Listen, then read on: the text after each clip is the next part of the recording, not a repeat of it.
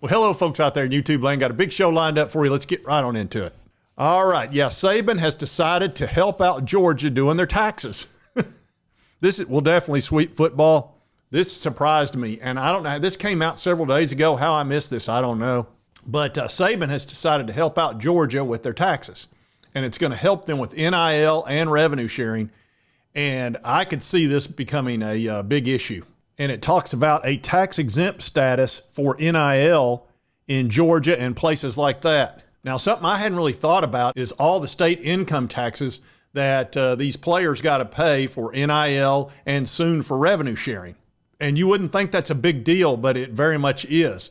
Let's say you're a player who makes, I don't know, let's say you're one of the big dogs and you're making $1 million a year. Well, if you're in a state that charges 5, 6, 7, 8% state income tax, that's $50,000, $60,000. It could be upwards of $120,000 depending on which state you're in. So eliminating or making exempt state income taxes for college football athletes or college athletes in general would be huge, because you're going to get negative recruited like crazy from states that don't have any state taxes like that. And Saban actually is the guy that got this rolling. And it said, in an unexpected show of SEC rivals, a Georgia bill has been put forward at the advice of former Alabama coach Nick Saban to make NIL money exempt from state income tax. The author, who's a Georgia State Senator, Brandon Beach, he said he was having dinner with Saban before the start of last college football season, and Saban offered a suggestion of how to make things easier for his former assistant, Kirby Smart, now the head coach at Georgia. He said, if you want to do one thing to help Kirby with recruiting, it's to eliminate the state income tax on the NIL deals. Now, as you know, Georgia has struggled mightily on the field. They've only won a couple of national titles in the last few years. They're typically stuck at either 1 or 2 in recruiting. Sometimes I know this is hard to believe, but they've even finished 3rd, which is blasphemy, honestly. I mean, I feel so bad for Georgia, and I know a lot of you do too. We got to help them. I mean, this is ridiculous. I'm not going to beg you. My track record speaks for itself. Can we stop this cruel game and allow the boy to keep one shred of dignity? Poor little Kirby. Poor Kirby. To have a disadvantage like this against other states is unacceptable, and I can understand why Nick Saban was so concerned. Anyway, Georgia has a flat rate, and I'm going to show you the different states and their tax rates so you'll understand this even better in a minute. I'll show you a chart, and I'll also show you a map. But anyway, Georgia's at let's call it 5.4%. And then you've got a lot of states that don't have any, which is Texas, Tennessee, Florida, etc. So Senate Bill 71, it would amend the state's current tax code to give college athletes enrolled in Georgia universities a tax break. Now, the legislator said he expressed uncertainty about whether the bill would apply to revenue sharing payments made directly by schools to athletes. So, he said it was only to intend to address the current kinds of NIL money received. So this is pretty interesting. Will it affect revenue sharing? I would have assumed it did, but it sounds like they didn't write it into that bill, which was a little bit short-sighted. Now, we're going to get into all the states, and this could be used as for negative recruiting, something a lot of teams know all about. You know, when Tennessee had their problems with Jeremy Pruitt, Tennessee got negative recruited like crazy. It's like, oh, you don't know, NCAA is going to hammer Tennessee. You better not commit to them. Well, now a lot of people are out there going, well, you know, yeah, you're getting offered, you know, $500,000 or $1 million to go to Georgia or whoever, but you got to pay 5%. And boy, you know what happens if you don't? Oh, that'd be bad. Whereas you could go to Florida, for example, and not pay any. So, you know, you better take that into consideration, which, you know, hey, if you're getting $1 million, that's 50 grand. And you got to deal with the tax issues with it. You know, you've got to file and do all that crap, which I'm sure they do for them, but still, you know, it's something to use to negative recruit, that's what all coaches do. They do it in a very helpful way.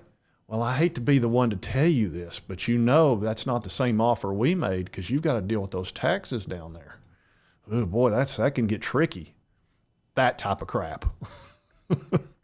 And the legislator said it's so competitive out there, this is a tool for Kirby and Georgia football and Georgia Tech too, to go after those five-star athletes and let them know that we've got an even playing field here. So now I'm going to show you the states that don't have any income tax. Then I'm going to show you the rates on a map that's easier. But the states with no tax: Alaska, Florida, Nevada, South Dakota, Tennessee, Texas, and Wyoming. Well, 3 of these states are squarely in the SEC, which is Florida, Tennessee, and Texas. So that is an advantage. Here's all the states that do have flat income tax or a graduated one, meaning it goes up, the percentage goes up as the dollar amount goes up. But let's look at the actual numbers. And here's a map. For example, Georgia's 5.5%, South Carolina's 6.4%, Alabama's 5%, Mississippi is 4.7%, Louisiana's 4.25%, Arkansas is 4.4%. Here's Kentucky at 4.0%. Wonder what North Carolina's 4.5%. I can't believe South Carolina's 6.4%. That surprises me. And there's the 3 states in the Southeastern Conference that don't have any at all. So that is an advantage to those 3 states, no doubt. Look over here at California, 13.3%. Look at Oregon, 9.9%. That's huge. And it surprises me that Oregon's done so well with NIL because they immediately lose 10% of what they offer.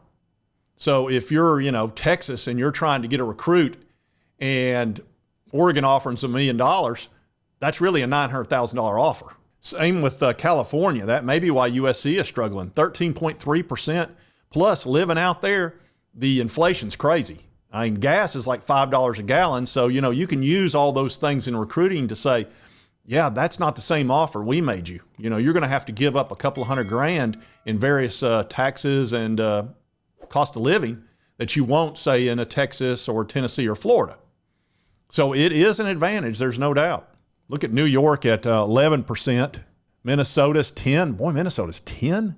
Let's see, Wisconsin 7.6%. Here's Michigan at 4.25%. Ohio's got a little bit lower one, 3.5%. All these states, that all matters. So a lot is happening along these lines. We'll see if Georgia passes that. I would expect they would.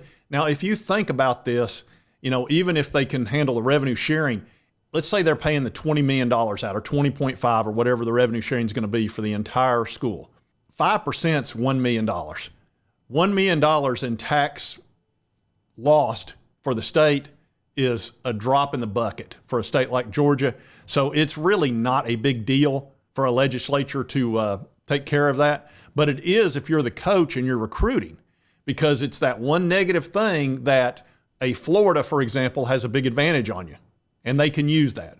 So I will not be a bit surprised if that gets passed, but I am very surprised it doesn't include revenue sharing. You would have thought that would be included in it, or they would have written it in.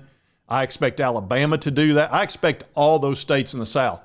Now out, California, New York, places like that, they're not going to get any tax deduction for the players. They won't do it. That's just the politics out there. It's not the same. But in the South, I think they could get it done because football's so important there, and the legislature is probably a little bit more conservative. And that's not me talking politics. Calm down out there. God, you bring up politics, people freak out. I'm just saying I know the politics of these various states, and it's going to be tougher to get an athlete a deal in California than it would be in Georgia, where football rules. Anyway, this is a very interesting story. And Saban's probably indirectly helping Alabama that way by saying, that way it doesn't seem like he's being a big-time homer for Alabama and saying, oh, let's take care of Alabama's first. Because he knows if Georgia does it, Alabama will follow in 2 seconds. Because there's no way they're going to let them have an advantage over them. Alabama and Georgia are like this. So anyway, I wanted to cover this. And like I said, I can't believe I missed it. God, I'm several days behind on this one. This is right up my wheelhouse. Anyway, if you like this content, be sure to hit that like button. Lets me know to continue to cover all these big college sports stories. If you've not subscribed, boom, boom, boom. Hit this little button right here. It will not cost you a dime. Help you get my videos. And right over here is the most recent video YouTube thinks you'll enjoy based on your viewing history. We'll see you next time on Sports Talk Jay. In case I don't see ya, good afternoon, good evening, and good night.